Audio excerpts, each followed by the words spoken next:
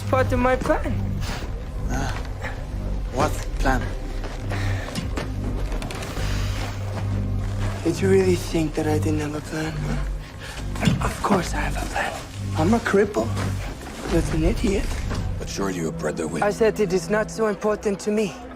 What is it about the word king that makes even reasonable people behave like idiots, huh?